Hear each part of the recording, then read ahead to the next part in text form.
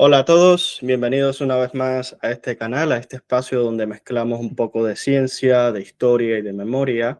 Muchas gracias por todo el apoyo, todos los comentarios que nos han dejado. Eso nos ayuda a nosotros a mejorar y nos da ánimo para seguir trayendo temas, invitados interesantes y que nos aporten a todos los que seguimos investigando nuestra historia, nuestra familia, nuestra identidad. Hoy vamos a hacer nuestro segundo episodio hablando de la genealogía en España. Y para ello tengo una invitada muy especial, una investigadora que en su corta pero muy fructífera trayectoria investigativa nos va a contar su experiencia y unas curiosidades que tiene muy impresionantes sobre su genealogía familiar. Bienvenida, Ekay López. Un placer Muchas tenerte por gracias. acá. Muchas gracias por invitarme. Es un honor estar aquí y espero que esta entrevista pues ayude a mucha gente y llegue a mucha gente sobre todo. Pues seguro que sí, Ekay. Bueno, vamos a presentarle a todos los que nos ven quién eres, de dónde vienes y cuál es el momento en que surge en ti esta curiosidad, esta pasión que es la genealogía. Pues yo me llamo Ekay López Saitúa, tengo 37 años y soy de Vizcaya, concretamente, bueno, yo nací en Ibarranguelua, que es un pueblecito que está en la costa de Vizcaya. Y bueno, yo actualmente soy estudiante de Historia del Arte en la UNED y bueno, recientemente bueno, he terminado de cursar un máster en Derecho Premial, Nobiliario, Genealógico y Heráldico, que bueno, eso ya más tarde me extenderé un poco Sí. en el tema. Entonces, ahora estás viviendo en Guernica, me decías. Sí, bueno, yo, bueno, mi infancia y mi adolescencia han sido un poco de trotamundos, porque mis padres pues, han estado viajando mucho, que si Valladolid, que si la Comunidad Valenciana, pero sí, yo la mayor parte de mi vida la he hecho aquí en Guernica, aunque yo haya nacido en Ibarranguelva, que Ibarranguelva sí es muy bonito para veranear, pero para estudiar, para trabajar es bastante limitado. Y bueno, de hecho, yo cuando era pequeña pude comprobar lo que era ir al colegio, o sea, no había por edades, no, era todo, o sea, era un curso de niños de diferentes edades, pues claro, era típico colegio de pueblo, de pueblo de aldea, no como los que hay ahora que tiene por cursos, por edades, no, no. Y bueno, pues yo me he criado básicamente, yo hasta los 5 años, yo no supe lo que era la civilización, como quien dice. Yo me he criado en un pueblecito, bueno, de hecho en un barrio de 4 casas. Yo no conocí, yo simplemente he conocido pues lo que es el caserío, lo que es la vida rural, lo que es el estar, pues, tener una vida simple y básica.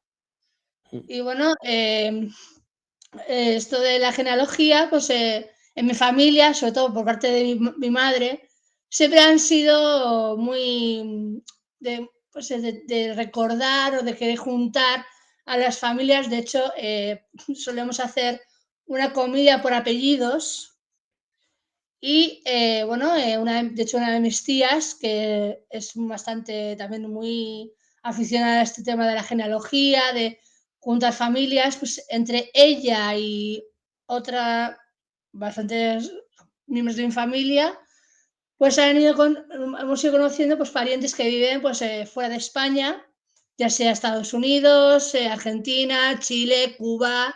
Bueno, Cuba no, Cuba fue algo transitorio, pero sí, también he tenido familia que ha vivido en Cuba.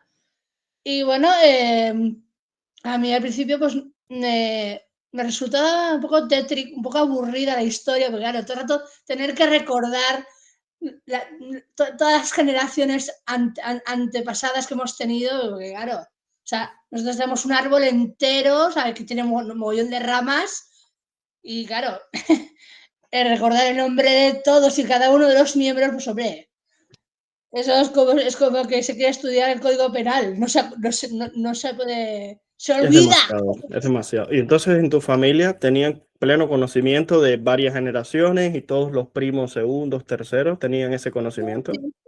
Sí, Lo único que nunca se han detenido a conocer lo que cada familiar ha hecho, o sea, nunca se han detenido como yo a investigar a cada uno de ellos, las relaciones que han tenido, no. Ellos lo han hecho un poco por encima, básicamente, pues por eso, por el juntar familia. Pero bueno, yo pues, yo simplemente ya te digo, esto no fue a raíz de ellos, no, o sea, esto fue cosa mía. Yo, bueno, como te he comentado antes, empecé a buscar en Facebook, básicamente, y bueno, yo al principio siempre he sido una apasionada de los castillos, del pasado, sobre todo por la historia que el castillo en sí tenía y aparte porque, o sea, tú ves un castillo hoy en día, un castillo del siglo X, XI, y es que te quedas flipando de la maravilla que es que eso está construido, que a día de hoy, que después de tantas catástrofes que ha habido, guerras, sigan en pie. O sea, tienen más años que muchos de nosotros y aún así siguen en pie. Entonces, pues eso me gustó mucho el hecho de ver pues cómo ese tipo de edificios se mantenían en pie. Entonces, bueno, yo siempre, de hecho, un verano me hice una base de datos, fíjate tú, me gustó tanto que incluso llegué a hacer un curso de amigos de los castillos de España, que es la Fundación de Madrid, que hacían un cursillo pues, de castillos privados y públicos. No llegué a terminarlo porque justo empezaba la carrera de Historia del Arte y no podía compaginar las dos cosas, así que lo dejé un poco en stand-by. Pero vamos, que el inicio fue ese, ¿no? O sea, el hecho de juntar mi carrera con las historias que había dentro de esa fortaleza, dentro de ese castillo, pues eso es lo que me empezó pues a llamar la atención. Cómo vivían ahí dentro, qué familias había ahí dentro. Y bueno, pues Sí. eso fue lo que... ¿Mm? No, eso. Estaba pensando que a lo mejor lo que viste en el castillo y te diste cuenta de que en las historias familiares hay algo que es como los castillos. Hay algo que se mantiene durante mucho, mucho, mucho Sí, tiempo. Puede pasar lo que pasa es que hay algo, supongo que eso es lo que se llama identidad. sí, eso Esa es. identidad, ese sentido de pertenecer a algo, Mm. supongo que sea eso. Y entonces, ¿en qué momento puntual es que te empiezas a dedicar a tu familia, a recopilar documentalmente la genealogía de tu familia? Bueno, yo en la genealogía no la empecé por mi familia, la empecé básicamente para ayudar a la gente, porque yo siempre he sido una persona, o sea, independientemente de la genealogía, yo siempre he sido una persona que le gusta escuchar, le gusta ayudar, porque soy muy empática, ¿no? Me gusta que la gente sepa que puede contar conmigo. A ver, yo no, yo igual hay cosas que igual no puedo hacer, pero oye, si en la medida de lo posible puedo conseguir que una persona logre su objetivo, oye, bienvenido sea. Entonces, bueno, en una de mis, digamos, visitas a los grupos de Facebook, encontré un grupo que se llama Guernica Lumo, que es, como te digo, es un grupo creado para gente que vive en el pueblo, para que se publiquen posts de obras, de cosas que se hacen en el pueblo.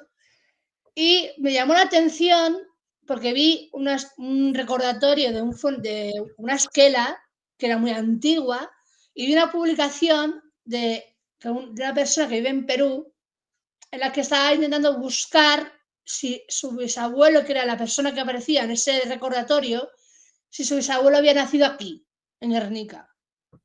Entonces, bueno, me llamó mucho la atención, entonces me puse en contacto con esta persona y me comentó pues eso que sí que que el funeral efectivamente había sido aquí, pero que, bueno, parece ser que no había nacido explícitamente aquí. O sea, el hecho de que ella se fuese enterrada aquí no quiere decir que su origen fuera de este lugar. Entonces, pues me preguntó si yo le podía ayudar, pues a través de este bisabuelo, a ver si podía ayudarle con su abuelo, que por lo visto pues habían emigrado a Perú, a Lima, y bueno, quería saber si yo le podía ayudar. Y bueno, pues como me entró la curiosidad, pues sí, le dije que le ayudaría lo que pudiera, pero claro, yo en ese momento era cero, o sea, no tenía ni idea, o sea, yo empezaba como, vamos, o sea, era completamente inexperta. Y bueno, de hecho ahí fue cuando me empecé a documentar sobre dónde tenía que buscar información, por ejemplo, si se trata de un registro, pues ya sea bautismo, matrimonio o defunción, pues que tenía que acudir por ejemplo, pues al archivo eclesiástico de Vizcaya, por ejemplo, porque hasta hace unos años se guardaba en cada parroquia. Los registros se guardaban en cada parroquia, pero luego, a partir de, no sé si fue en 1870, es cuando se empiezan a trasladar todos y cada uno de los documentos que ya existió en esa parroquia a un archivo más grande, para tenerlos mejor custodiados. Entonces, bueno, pues yo no pude encontrar mucho más sobre su bisabuelo. Entonces, como él me dijo que pues me dio los datos de su abuelo, tal, entonces, bueno, empecé a indagar en lo que fuera, en la información que él me dio. Y descubrí que su abuelo, al emigrar a Lima, se había cambiado de nombre y de apellido. Por eso les costaba tanto encontrarlo. Entonces, porque claro, eso pasaba mucho. Con la gente que se iba de aquí, mucha gente se cambiaba el nombre y el apellido para que no los encontrasen o lo que sea. Y les obligasen a hacer, por ejemplo, el servicio militar, por ejemplo. Había mucha gente que huía por eso. Entonces, bueno, yo no, conseguí encontrar información sobre este señor, que lamentablemente no fue positiva, lo más positivo que yo hubiera querido, pero sí que es verdad que, bueno, conseguí encontrarlo. Y supe que ese señor, si se había cambiado de apellido, se había cambiado de nombre, era precisamente porque era un prófugo de la justicia. Era exconvicto por un robo con asesinato que había sucedido en un hotel de Lima. Y que estuvo, no sé si fueron 20, 30 años en una cárcel donde se fue Panamá, Jamaica, ahora mismo no lo recuerdo, que de hecho sí, recuerdo leer una especie de indulto como el ministro, uno de los ministros le indultó y le sacó de la cárcel y ya no supe mucho más acerca de este hombre. Para que después no digan que la genealogía es aburrida. Mira todo lo que aparece. No, no, Mi madre. fue algo, es como buscar a Bonnie and Clyde. Es que eso es una caja de Pandora. Te puedes encontrar ahí adentro lo que Ahí puede sea. aparecer cualquier cosa. O sea, tú pensar que la persona que estás buscando era una persona digamos, honrada y de honrada no tiene nada. Pero bueno, oye. Ujú, sí. Y eso puede incluso explicar esto, por qué se cambió el nombre o por qué conozco un caso familiar en que en Cuba, que la persona decía que vino de Canarias, un señor mayor, y resulta que no, era que simplemente su padre era una persona, un delincuente, y él estaba mintiendo para que nadie preguntara por sus padres ni abuelos, porque estaban en otra tierra, Ahí supuestamente. está. Mentira, y era para que nadie preguntara. Claro. Entonces, este fue tu primer, como decir, este se pudiera decir que fue tu primer trabajo, que lo hiciste De manera altruista. aprendiendo y después Mm, vinieron muchos más, ¿no? Me contabas sí. que has tenido unos trabajos muy interesantes, ¿no? Sí, bueno, bueno, yo puedo contar tres, porque ha habido muchos más, pero los más significativos para mí fueron tres, que bueno, uno de ellos fue con una mujer mexicana que, bueno, ella no que, o sea, porque yo en un principio no, yo lo que hacía era investigar investigaciones genealógicas, no buscaba documentos concretos para por ejemplo, el trámite que se está haciendo con la ley democrática y tal. No, yo lo que yo hacía era básicamente buscar familiares, no buscaba documentos. Entonces esta mujer pues me contactó por Facebook, por Facebook, que ha sido, digamos que es mi vía de trabajo, es por donde la gente me localiza. Y bueno, esta mujer me escribió, pues si fue un martes de madrugada, porque claro, la diferencia horaria también pues es un poco, suele ser, más que inconveniente, a veces pues puede ayudar, porque si te escribe y estás a esa hora despierta, pues puedes conseguir pues tener trabajo si estás pues conectado. Entonces esta mujer me contactó, pues eso, mediante Facebook y me preguntó si podía ayudarle porque quería que un linaje bastante importante de La Rioja, concretamente de Logroño, pudiera reconocer a su marido. a su marido, porque según su línea ascendente parece ser que estaba ligado a esta familia, pero por apellidos, ya no, por apellidos y por las generaciones ya no le correspondía. O sea, entonces, esta mujer me dio todos los datos, me dijo dónde tenía que buscar.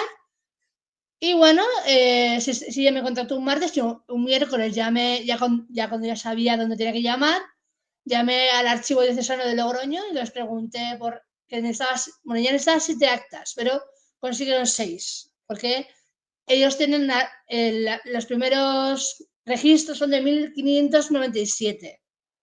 Entonces se encontraron 6 que son posteriores a 1597. Entonces, pues como ya yo hablé con el obispado, me dijeron que sí, que estaban los documentos allí, y yo hablé con esta mujer, le dije, oye, ya los han encontrado, entonces, ¿qué pasa? Que esta mujer tenía que viajar a España, concretamente a esta localidad a Logroño, porque tenía un evento familiar.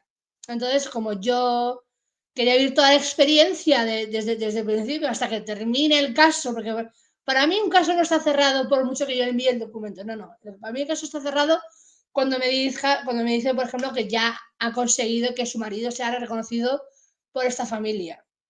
Entonces, de hecho fue el 2023, fue justo, de hecho, el día de las elecciones, o sea, fue un domingo de elecciones, que ellos estaban en Logroño, entonces, concretamente el pueblo se llama Laguna de Cameros, entonces, que fuimos mi madre y yo, porque mi madre, pues, desde que yo he empezado con la genealogía, le ha encantado lo que yo hago y quería pues ir conmigo pues pues también para vivir la experiencia, ¿no? Y bueno, pues llegamos a este pueblo de Laguna de Cameros, que, claro, yo voy desde Guernica hasta allí, o sea, son casi 3 horas o 2 horas, no sé cuánto es en coche, pero una pasada. Entonces, nos presentamos allí, que era un pueblito pequeño, y bueno, esta mujer, claro, para poder tener el reconocimiento también tiene que hablar con el descendiente que vive aquí en España, con el que es el que lleva todo el tema legal, burocrático. Entonces también con este señor yo contacté, que también no sé, que lo encontré a través de una página web, cuando conseguí su número de teléfono, y le dije, oiga, ¿le parece bien que para tal día haga una visita para poder entregarle los documentos y así poder llevar a cabo pues todo el tema pues eso, del reconocimiento y tal? Y dijo, sí, no hay problema, podéis venir, de hecho os enseño el solar, que es donde ellos tienen, bueno, ahora no, pero normalmente suelen tener allí pues toda la documentación, hacen allí pues toda una especie de ceremonia. Y entonces a nosotras, claro, nosotros no somos la familia, nosotros somos externas. Entonces yo por si acaso pregunté. Entonces sí, nos dijo, sí, os podéis venir sin problema, incluso mi madre encantada. Entonces llegamos allí y la casa estaba como a 7 kilómetros por una pista bastante, digamos, rural, por la que había que ir con un todoterreno, porque si no, por ahí no pasas. Era todo camino bastante en mal estado. Entonces, bueno, llegamos a la casa, tal. Oye, bueno, más que casa, era como una especie de como un garaje, pero un garaje que tenía pues su encanto y que está dividido en 2 plantas. Entonces, bueno, llegamos allí y vinieron esta mujer, su marido, la hermana del marido, el marido de la hermana y la hija de la mujer que me contrató. O Vino sea, la familia completa, desde México, ¿no? ¿Vinieron? sí, pero bueno, la familia completa no, porque son más. Pero sí, vino la hermana y vino, bueno, de hecho la hermana, esto fue muy gracioso porque la hermana se pensaba que era como asistir al Palacio de la Zarzuela, porque vino con un conjuntito que eso era para bajarse a tomar el té, con un sombrerito de flores, con todas las uñas pintadas, y era como, joder, que se pensaba que iba a una recepción de gala, no a un pueblo que la casa estaba, que no era precisamente un sitio con esas condiciones, pero bueno, oye, le hacía ilusión a la mujer, pues no se la iba a quitar yo. Entonces, el hombre nos enseñó el escudo que está en lateral de la casa, el escudo del blasón que ellos tienen para representar a su familia. Entonces nos abrió la puerta, que tiene el solar tiene 2 plantas, la planta baja tiene una especie de mobiliario, digamos, pues, los que se usan en los castillos, con mesas redondas, con alfombras estas como de terciopelo, que parece que en vez de estar en una casa, efectivamente, estás en un castillo. Y bueno, es que es ahí donde se suelen hacer pues, las reuniones, que hacen una reunión familiar cada X tiempo. Y luego en el segundo piso era como un desván en el que no había nada, solo había una mesa y había una especie de casillero que es donde se guardaban, bueno, cuando están ahí en la casa sí, se guardan allí todas las escrituras, pero cuando están fuera de la casa pues se las llevan. Y las paredes estaban adornadas con cuadros o con escrituras. Por ejemplo, había una escritura en puño y letra del rey Fernando VII, lo cual eso también es importante mencionar, porque ya eso certifica que ahí ha habido un linaje nobiliario. Porque no un rey pone, o no un rey escribe sobre una casa y pone o sea, permite que se ponga ahí su escritura. No. O sea, eso tiene que ser para un lugar en el que el rey haya autorizado poner lo que él ha escrito. Entonces, bueno, nos comentaron cómo era un poco pues el ritual que ellos hacían para poder pertenecer a esa casa, que básicamente era que, como te dije, en esa planta había una mesa y una silla. Entonces, en esa silla se sentaba la persona que quería obtener el título, y el resto se marchaba fuera de la casa y dejaban solo, para que esta persona, digamos, tomara posesión de la casa y que la casa le reconociese a él. Suena un poco peluquelero, Pero está como muy que no. bien. Sí, o sea, Interesante, ¿no? Estaba pensando en eso, que es muy interesante que un trabajo, un encargo que tú empezaste a hacer, incluso estaba fuera de lo que hacías, que te atreviste, que diste el paso a hacerlo, te llevó a tener todas estas experiencias. A que una familia de este tipo te invitara y conocieras esta cantidad de detalles que solo se saben si estás adentro de... Que eso obviamente es. no es un peligro decirlo aquí porque ni se está diciendo quiénes son ni nada, ¿no? No. Claro que no. Y bueno, ¿y cuál es la segunda de las historias que... La segunda de las historias pues fue con un hombre norteamericano que quería comprobar si en su ADN obtenía genes españoles. Porque por parte de su madre tenía genes africanos, concretamente de Nigeria, y por parte de su padre tenía genes europeos, de diferentes familias de Europa. Entonces, él me mandó su muestra de ADN, o sea, el resultado, en el que ponía que efectivamente tenía familia español-portuguesa, y entonces me pasó un enlace donde se veía su árbol y la rama que él quería que yo siguiera para comprobar que efectivamente eso está todo correcto. Y bueno, pues fui subiendo, o sea, desde este hombre fui subiendo por el árbol hasta llegar a los primeros miembros de este árbol o de esta rama. Y ¿cuál fue mi sorpresa? O sea, si ya el primer encargo para mí fue increíble, el segundo ya era para hacer como fa. Entonces, me encuentro con nada más y nada menos con los Di Medici de Italia. Me encuentro con que el primer miembro de esta, o sea, la persona que conforma esta rama es Lorenzo Di Medici, de Italia. Entonces, a raíz de todo esto, este señor no sé, pero publicaron un libro que se llama el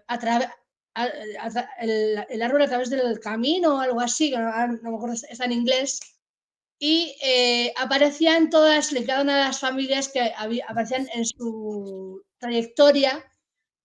Y bueno, como cada una de ellas, cada uno de ellos utilizaba un escudo de armas y a mí ese señor me pidió que le confeccionara un árbol genealógico con todas las, digamos, datos curiosos de cada familia. Claro, yo tenía que pedir permiso, por ejemplo, a los Di Medici para ver si podía publicar este árbol o podía enviarle a ese señor, este señor podía usar su escudo de armas para poder publicar el libro.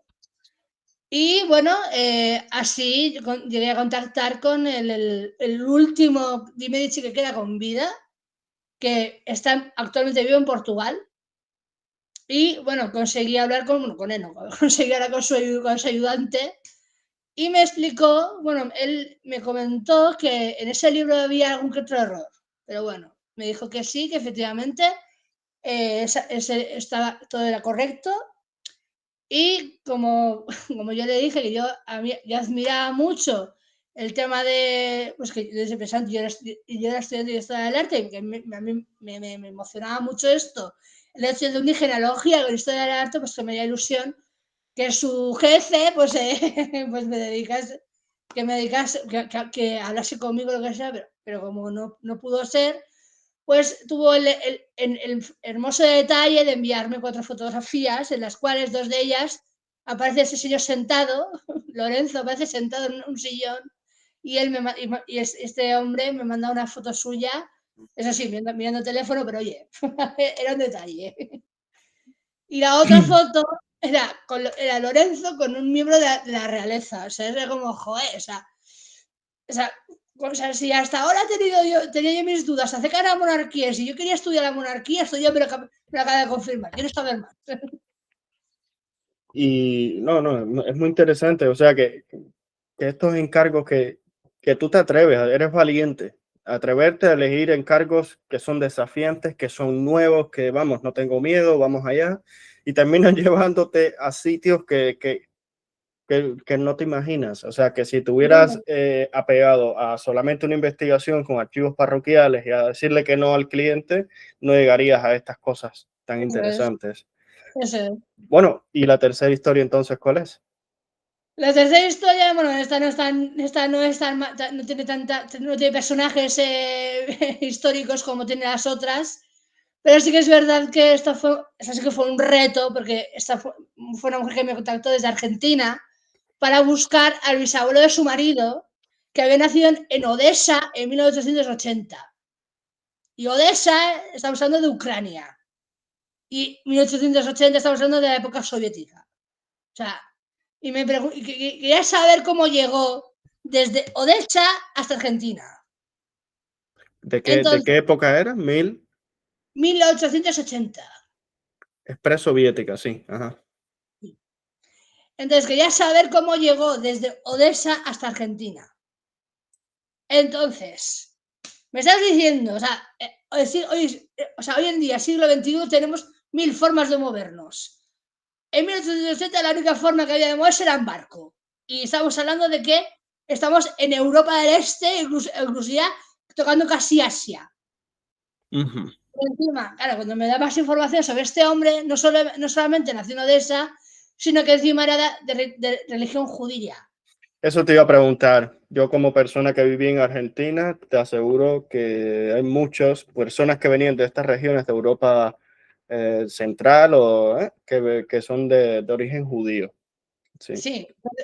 Entonces, tú imagínate, si yo hablo español, euskera, inglés a duras penas y francés entiendo, o sea, si ya me estás encargando un caso en el que está todo en ruso, encima ruso antiguo, que de ahí tengo que interpretar lo que pone, tengo que saber cómo se ha movido y luego encima, este señor es de una religión en la que tienen sus archivos, pero como no te inscribas, no encuentras nada.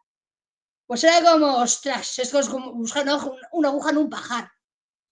Entonces, bueno, pues tuve que ingeniármelas para poder encontrar algo de información. No llegué a encontrar mucho del todo este hombre, pero sí que encontré pues una vía por la que luego ellos pudieron seguir por su cuenta. Y entonces conseguí encontrar, o sea, tuve que entrar en una web de gente judía, tuve que registrarme, o sea, yo soy católica, yo no soy judía.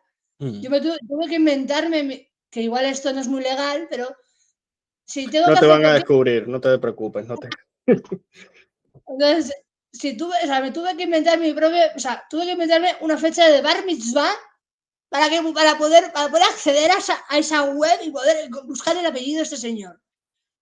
Que no solamente que pasó por todo Estados Unidos hasta llegar a Argentina, porque llegó desde Nueva York, desde la isla de Ellis, sino que, claro, o sea, entra en barco y claro, se tiene que mover en barco, o sea, ahí no se mueven de otra forma. Y bueno, pues al final conseguí encontrarlo, pero eso sí, ostras, me costó, ¿eh? Es toda una aventura. Esto que me cuentas es toda una aventura, porque es como si te hubieras movido tú también en barco hasta esos archivos y Sí, hubieras pasado por Nueva York y todo a través del barco, tiempo. es así, era como Willy Fogg, pero sin un globo. Exacto. Y entre estas aventuras, así estas investigaciones, ¿no te has encontrado con un castillo? Sí, me encontré con un castillo, no con estas, no en estos tres casos concretamente, pero sí que tuve otra investigación sobre precisamente un castillo de un pueblo de Teruel, que también es también una de las cosas que me encantan, porque el alcalde de ese pueblo quería restaurar ese castillo, pero claro, eso cuesta mucho dinero. Entonces, bueno, también publicaron, es que todo eso era a través del Facebook, entonces publicaban una noticia de que buscaban al heredero del castillo o el dueño. Entonces yo me puse en contacto con el alcalde del pueblo y dije, oye, sí que te puedo ayudar en lo que necesites. Y me dijo, vale, pues te paso la información, tal. Y bueno, pues yo busqué, que ahí fue donde también descubrí que ese castillo había pertenecido a un antepasado de la duquesa de Alba. Y es como, ostras, como, joder, ya esto ya es lo máximo. Entonces conseguí encontrar que ese castillo había sido subastado y comprado por un empresario de Girona. Entonces, bueno, ya consiguieron encontrar al heredero, lo publicaron en el periódico. No, a mí no me nombraron, tampoco me hizo falta. Pero oye, podemos saber que gracias a mí eso había sido posible, pues ya era todo un loro. Y más todavía cuando me enteré que el pueblo en el que estaba ese castillo había vivido mi padre. No te puedo creer. Sí. Una vez resuelto el caso y una vez resuelto todo, le digo, claro, mi padre, como se ha movido por muchos pueblos de La Rioja, de Aragón, de muchas partes, claro, el último, uno de los pueblos en el que estuvo se llamaba Aliaga. Entonces le digo, coño, a ver, espérate un momento. Fui a mirar, o sea, tuve que comprobar si efectivamente el nombre del pueblo el nombre del pueblo de Castillo era Aliaga y efectivamente era Aliaga. Y yo le dije, ay, pues conozco al alcalde. Pues no- Entonces mi padre me dijo, por favor, no lo digas que me conoces. pero qué Y no interesante, me... ¿no? Que te gusten tanto los castillos. Un poco es uno de los que estuvimos hablando al inicio, que es de tus inspiraciones para empezar a buscar una identidad, una raíz en las historias, en la genealogía y ser tan valiente con los encargos y aceptar encargos, no importa lo raro que sean, te llevó a un castillo, te Sí, llevó a familia, a todas estas familias a las que pudiste visitar y conocer también. sí. Y esto fue sobre la marcha, aprendiendo mientras te Sí, iban o sea, visitando. yo, a mí, o sea, yo de hecho los cursos que he hecho en la UNED han sido a posteriori, después de haber resuelto estos. Sí, bueno, si te parece bien, vamos a hablar entonces porque acabas de terminar ahora tu máster en, Sí, siempre, a ver, lo tengo anotado aquí, máster en Derecho Nobiliario, Premial, Heráldica y Genealogía. ¿Lo dije bien? sí. Y bueno, tienes un tema de tesis muy interesante. ¿Puedes Mm. contar un poco de eso? Sí, bueno, como te he comentado, en mi familia el tema de la genealogía pues siempre ha sido muy importante.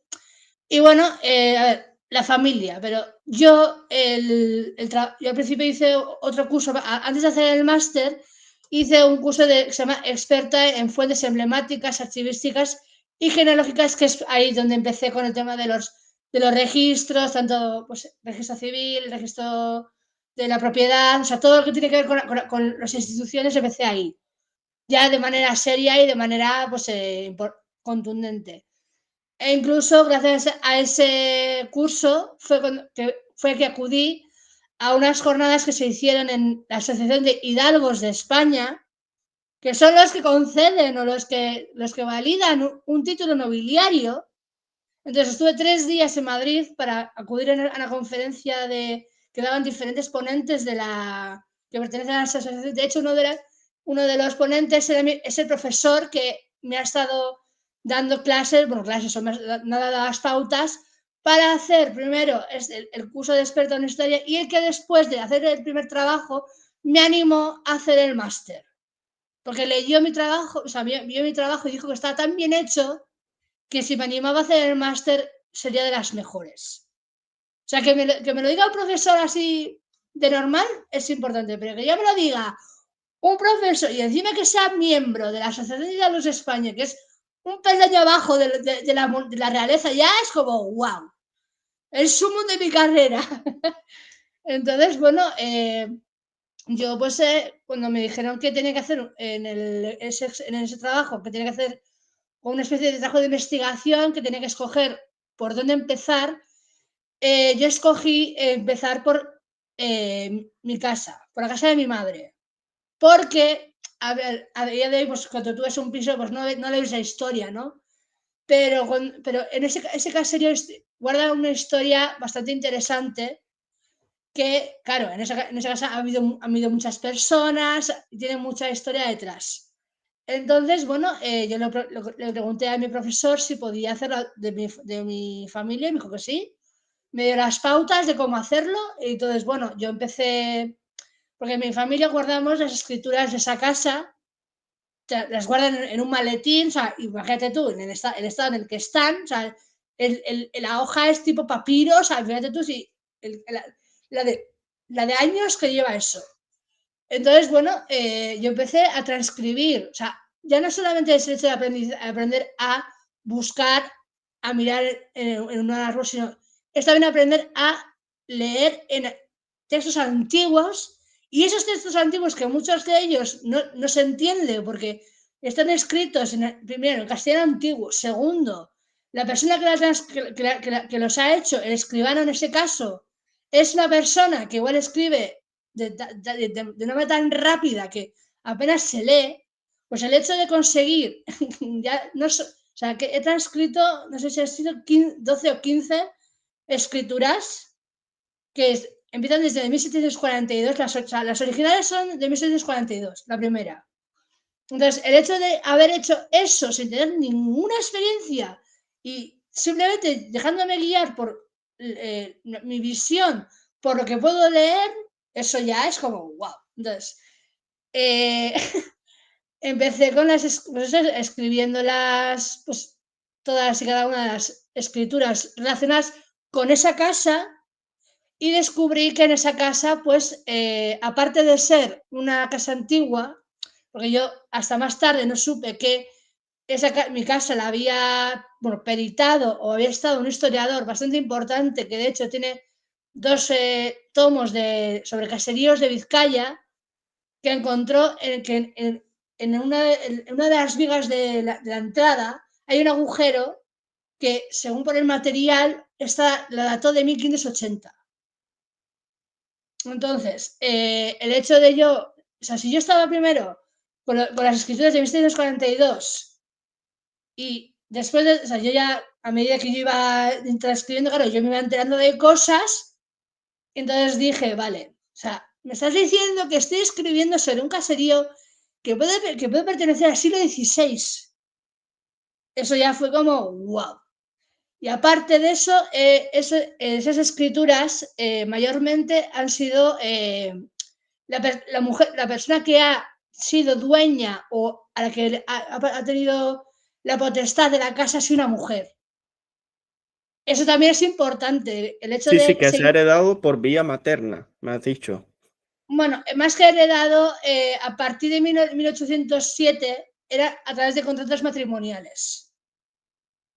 O sea, la parte del novio ponía el dinero y la parte de la mujer ponía la casa y los terrenos. Entonces, bueno, yo al principio digo, o sea, para mí eso fue increíble. El hecho de que el troncal que se escoge era matrilineal, por eso el título del primer trabajo era La Starrichu matrilineal, por esa razón. Entonces, cuando yo ya consigo, pues, la última escritura es de 1973, que es en la que figura mi abuela, que a día de hoy bueno, a día de hoy hay dos casas, no una, hay dos. Solo que yo me centro en una, no en la otra. Entonces, como mi abuela pues, a día de hoy es dueña de todo eso y aparte es dueña tiene terrenos que están alrededor. Entonces, cuando ya termino ese trabajo y se lo mando, o sea, el primer trabajo así inicial y se lo mando a mi profesor y me dice que este trabajo me da para poder optar al máster, y yo al principio dije, ¿cómo? Espera, ¿sabes? Yo me quedé flipando porque digo, a ver, ¿sabes? O sea, usted me está tomando el pelo porque, vamos a ver, primero estaba en segundo año de carrera, ¿cómo puedo hacer un máster si no he terminado la carrera? ¿Cómo es eso? Entonces le pregunté y me dijo pues sí, que se podía hacer, que se podía hacer mientras que yo estuviese en la UNED y yo estuviese matriculada si tuviese los créditos suficientes, podía optar a hacer cursos que son en la Fundación UNED, que es aparte de la UNED, pero que están dentro de la misma institución, digamos. Y bueno, como me dijo el profesor, oye, pues hazlo, digo, bueno, vale, pues me animo, oye, si hemos llegado hasta aquí, o sea, me he atrevido a transcribir escrituras, pues hala, pues vamos a seguir.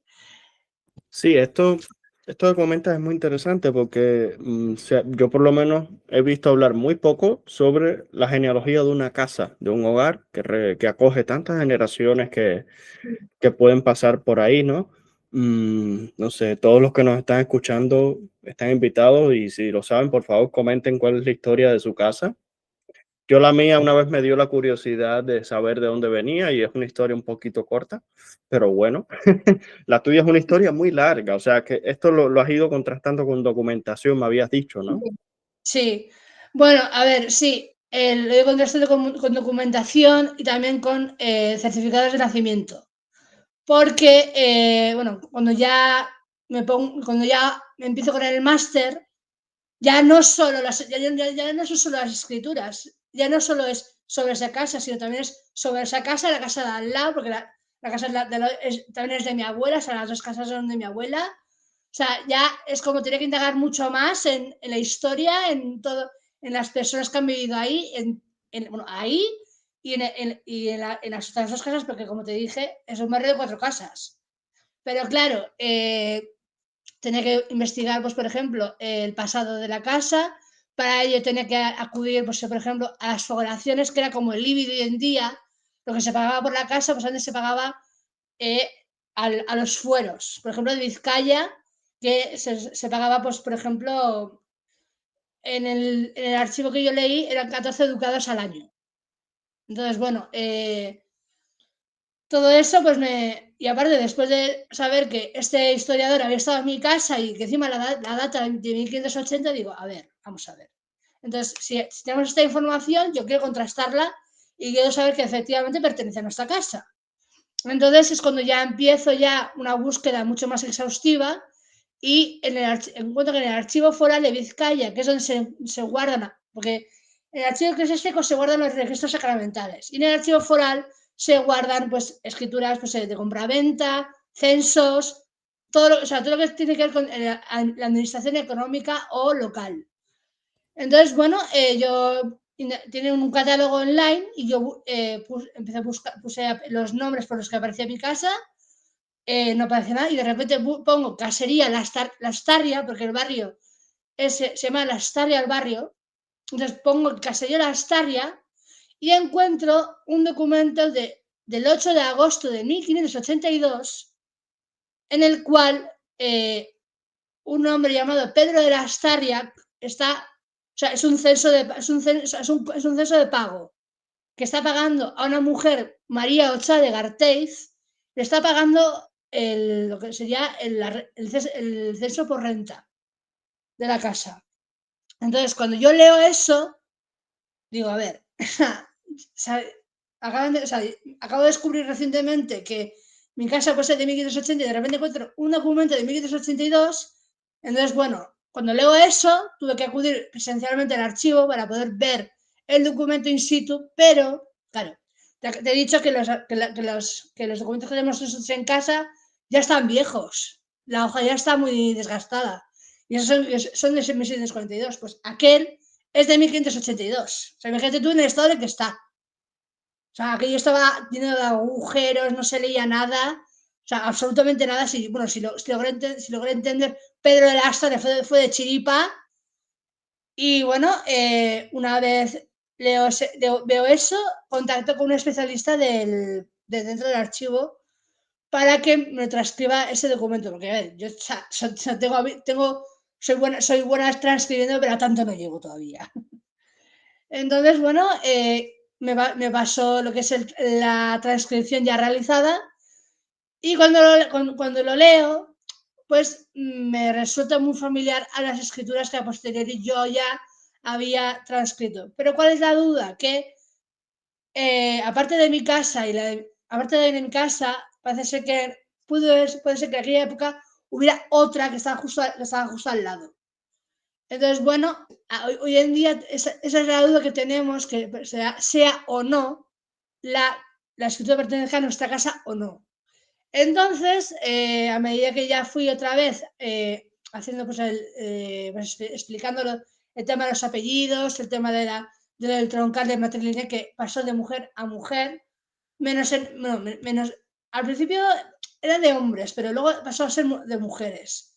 Y luego, de hecho, hay una de las generaciones, como no tuvieron descendencia, pasó de madre, en vez de madre a hija, pasó de la que tenía la casa a su sobrina, porque no tenían descendencia. Entonces ahí el troncal, o sea, no está en la misma, o sea, está en la misma, o sea, a ver, si mi troncal es es el de aquí, o sea, se desvía. Entonces, una vez hecho eso, claro, yo aparte de eso consulto las oraciones, porque ahí aparecía el nombre de la casa, el dueño, el titular que figuraba en ella, y aparecían apellidos que también aparecían en el árbol que nosotros tenemos. Pero claro, como son árboles o sea, como son generaciones tan antiguas, pues todo eso había que contrastarlo con algún experto. Y es entonces cuando contacto con este hombre que se llama Alberto Santana, que es bastante conocido a nivel, no sé si a nivel estatal sea muy conocido, pero a nivel de aquí del País Vasco sí. Y bueno, contacté con él y le comenté pues, lo que estaba haciendo y le mandé la tesis y le mandé el censo. Y me dijo que era muy interesante el hecho el trabajo era muy interesante porque somos en minoría, somos de las pocas que podemos decir que nuestra casa es de línea matrilineal y no patriarcal.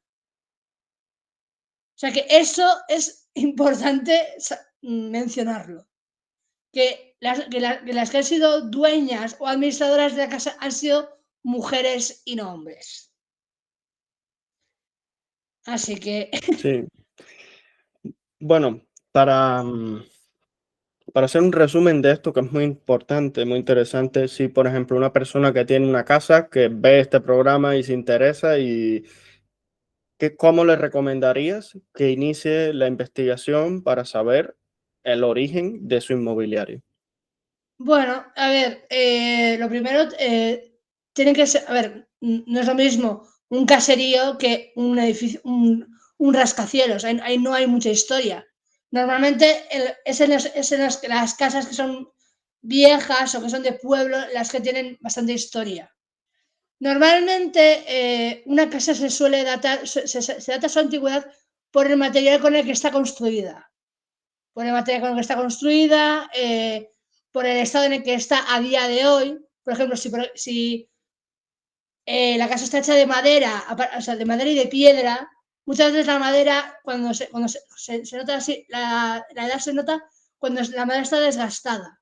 Si ves madera pulida, pues ahí no hay mucho que rascar. Y aparte, porque encima, en el caso de mi casa, ha tenido 3 remodelaciones. O sea, esta viga ha aparecido hace escaso tiempo, porque en 1993 hicieron una reforma completa de la casa. O sea, esa casa ha tenido tres cambios. Porque al principio la pared era toda blanca hasta, no sé si fue el año 2005-2006, que dejaron la piedra vista y es cuando ya se vieron las vigas de fuera.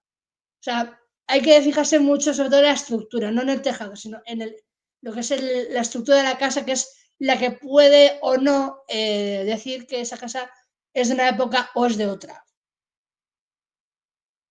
Y en documentación, ¿cómo se puede conseguir la documentación? ¿A dónde pudiera dirigirse uno? ¿Qué tipo de documentos buscar? Bueno, la documentación a día de hoy en los registros civiles, en los registros de la propiedad se guardan desde 1940, creo, se guardan los registros de las casas y si, por ejemplo, pero para poder acceder a un registro más antiguo, tendré que acudir, por ejemplo, en el caso de Vizcaya, al Archivo Foral de Vizcaya, que es el que guarda archivos más antiguos. También está el Archivo Histórico de Euskadi, que es el que guarda pues, también información de pues, la casa o de lo que sea. Pero claro, eso ya es independientemente de cada comunidad autónoma y cada provincia como lo tenga gestionado.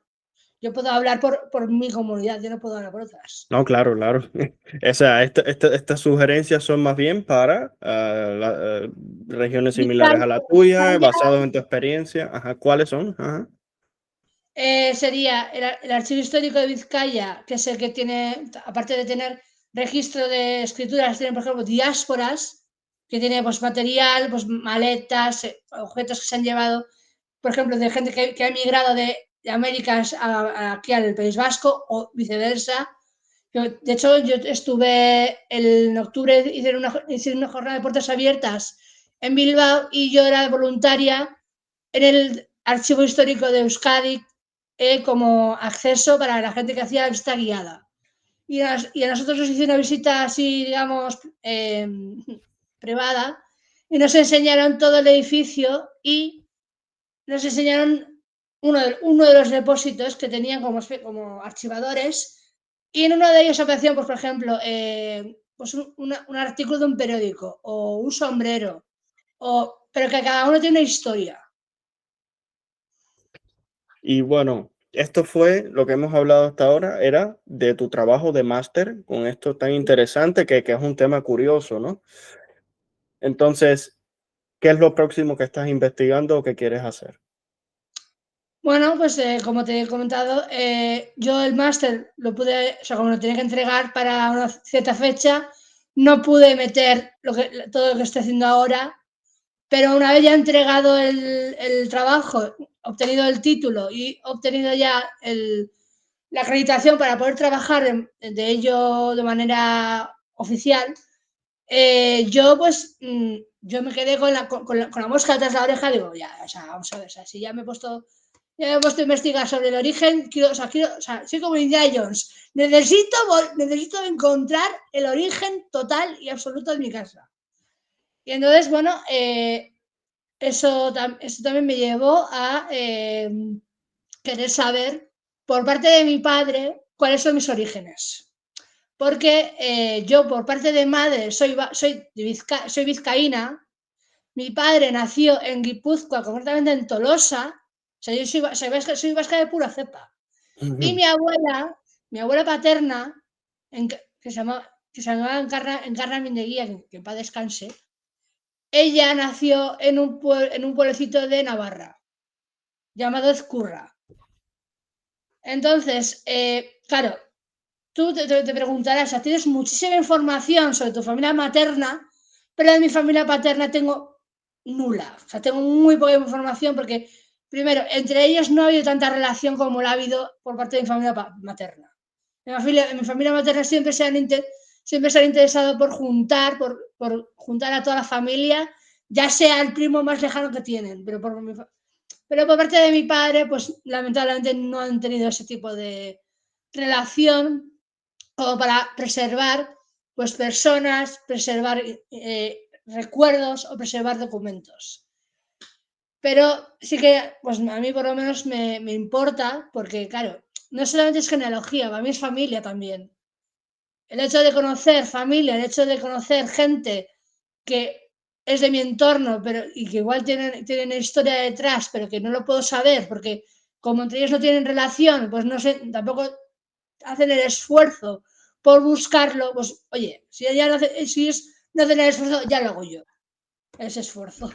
Entonces, si mal no te entiendo, lo próximo que vas a hacer es complementar lo nuevo que has hallado sobre la historia de la casa, de tu casa, y investigar sobre la familia de tu abuela paterna, me habías dicho. Sí, Que había sí, algo porque muy interesante ahí que me comentaste tras bastidores. ¿Qué era? sí, a ver, bueno, a ver, todo esto son teorías, o sea, todo esto tenía que confirmarlo porque, vamos, todo es muy, como muy enrevesado, pero Es la hipótesis de trabajo, como se dice en el ámbito investigativo. eso es. Entonces, nuestro padre siempre nos ha dicho que por parte de la familia paterna podemos proceder de una tribu que en el pasado fue, digamos, discriminada por su forma por su forma física y porque la mayor parte de ellos eran analfabetos, no sabían hablar a duras penas, los trabajos que tenían eran trabajos pues, de herrero, o sea, trabajos manuales, no eran trabajos intelectuales a los que podían optar. Entonces, a mí eso no me decía gran cosa, pero cuando ya nos dice que por nuestra forma física podemos pertenecer a la tribu que son los agotes, a mí eso me llamó la atención. Que de hecho se lo tuve que preguntar varias veces porque no me acordaba del nombre de la tribu, fíjate tú. O Y sea, para los que nos escuchan de América y probablemente de muchos de España que tampoco lo sepan, esto fue algo que gracias a que Kai me lo comentó, yo me documenté un poco. Estos fueron eran personas españolas, no eran personas extranjeras, pero que fueron discriminadas por siglos. Tenían una puerta de entrada distinta a las iglesias, tenían unas zonas para ellos poder separar durante las misas, no se les permitía contraer matrimonios con personas que no fueran de su mismo estatus social. O sea, esto, y no se sabe, se decía en ese momento que tenían una enfermedad de nacimiento, quizás me equivoco, y si algún experto me está escuchando, está invitado a venir a hablar, podemos dedicarle un programa, que es interesante este asunto. Y se decía que tenía una enfermedad de nacimiento en una época en la que se tenía muy poco conocimiento de enfermedades congénitas ni nada, ¿no? Pero por esa creencia fueron marginados y eso provocó que tuvieran unos rasgos físicos que se fijaran en la población, los que aquí vemos un poco de cosas de genética. Al tener una población con mucho inbreeding, o sea, muy reducida, que solamente están forzados a tener relaciones, a tener descendencia entre ellos, se fijan rasgos característicos en las poblaciones. Y eso es lo que estaba comentando acá, es lo poquito que me he podido documentar y ya dejaron de ser en algún momento discriminados de manera oficial, y sobre todo en la iglesia, por un bulo papal que se emitió. Después podemos hacer un programa más detallado sobre esto, que es muy interesante, Kai. Bueno, gracias por traer el tema, porque de verdad que tampoco lo conocía. Y entonces lo que querías investigar, que era referente a esta hipótesis. pues lo que quería investigar es que si yo tengo si tengo genes de esa tribu.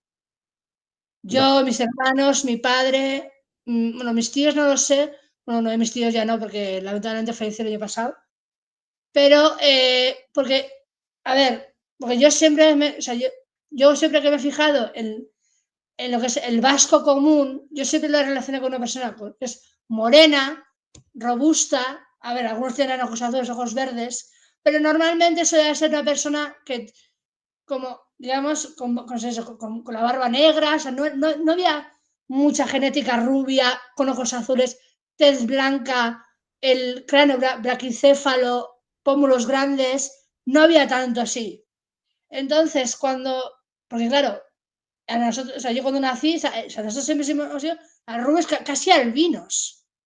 O sea, veías fotos nuestras de pequeños y o sea, incluso cuando nos sacaban fotos con un flash, o sea, se nos ponía el pelo hasta blanco se nos ponía. Y era como, vamos a ver, o sea, si yo soy vasca, o sea, yo soy vasca, o sea, de pura cepa soy vasca. O sea, tanto por padre como por madre. Que se me ha caído, que me emocionó. Bueno, Me se ha emocionado mucho, Kai. llorado.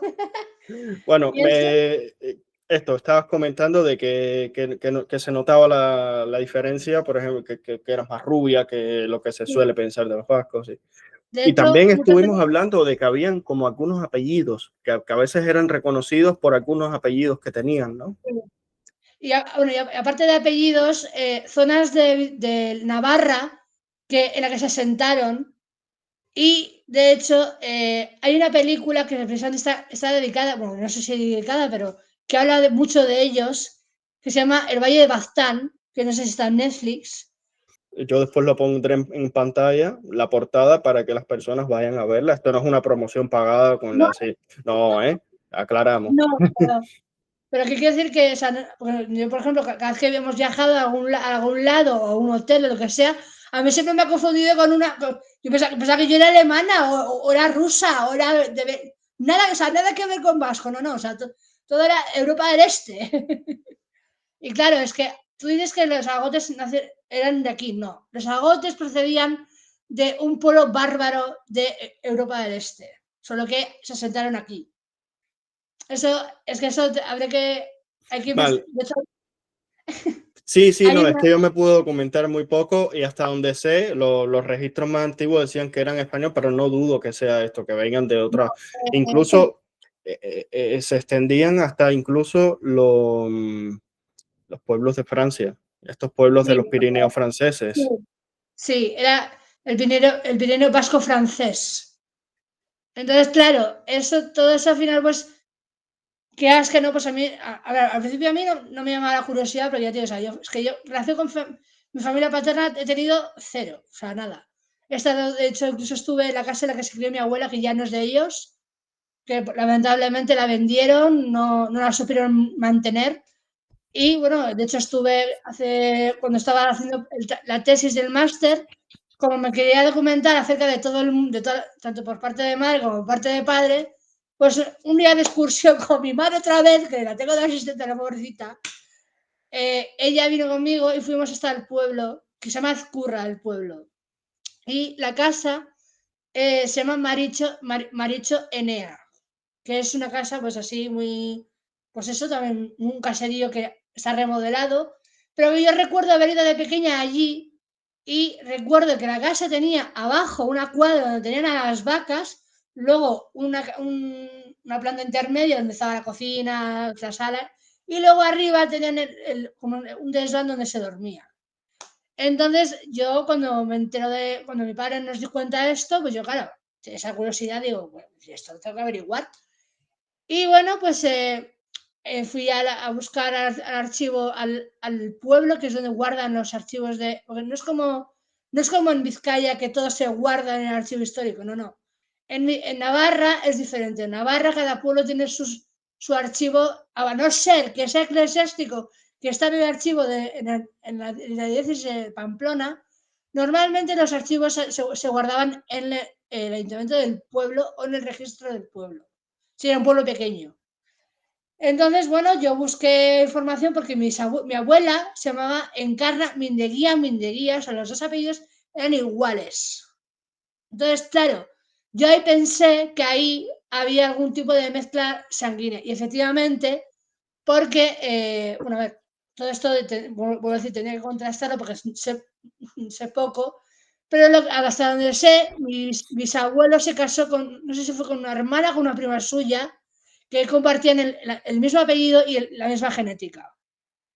Entonces, claro, todo eso al final, pues, y claro, todo el mundo me dice, te ves a tu abuela, y mi abuela era rubia, era con los ojos azules, la cara la teníamos igual. Entonces, claro, cuando de repente leo eso, leo lo de los agotes, que también una de las zonas en las que se asentaron fue Ezcurra, dijo, ahí va, esto ya es demasiada casualidad, entonces ya pues voy a mirar mucho, voy a ver si qué más información puedo encontrar y pues en ello estoy, todavía no puedo concluir nada, pero a medida que vaya encontrando información, pues obviamente iré publicándola por Facebook o por donde sea para que la gente sepa, pues si efectivamente mis genes son agotes o no. Pues sí, pues sí. No, no, es muy interesante mantenernos al tanto, ¿eh? Sí, sí, Eso, está claro. entonces, Kai, bueno, hemos hablado de todo un poco aquí, ¿no? De tu trabajo, de cómo fuiste aprendiendo sola la genealogía, después ya de un modo profesional, al punto de que estás certificada para trabajar como genealogista. Y, lo, y las... Generalista y heraldista, cuidado. Oh, obviamente. Entonces, para ir finalizando, te hago una pregunta cliché de este programa. Si pudieras sentarte a hablar con un antepasado tuyo, ¿cuál sería y qué le preguntarías? Si pudiera sentarme con un antepasado mío, pues la verdad es que hablaría con Juana Yoitiz. Porque, porque como te comenté, con el tema de para poder unir el censo de 1582 con las escrituras de 1642, han pasado hay muchos años de diferencia. Y claro, para poder demostrar que ese escrito pertenece a nuestra casa y no a la de la vecina, pues tendré que hablar con una persona que en esos momentos, que, a ver, 1604 también es mucho tipo de diferencia, pero sí es verdad que sus antepasados, porque yo tengo hasta 1643 encontrados, tengo nacimientos encontrados de esa rama, y necesitaría que me confirmase si efectivamente esa escritura de Pedro de la Astarria pertenece a ellos, a nosotros o no. Para poder, no sé, que en mi caso, porque claro, al comentarle esto al historiador, se quedó alucinando, porque puede que sea, o sea, puede que, como te digo, o sea, un agujerito se ha convertido en algo importante que incluso llegue a catalogar mi casa de monumento histórico.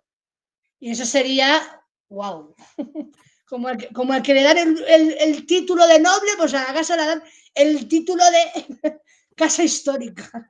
Sí, pues sí, sí, definitivamente. Es, vaya, único esta investigación y como te había comentado antes, la valentía que tienes de aceptar encargos raros y de encontrarlos y que te lleva a unos viajes increíbles en documentos, en fecha, vaya, es impresionante.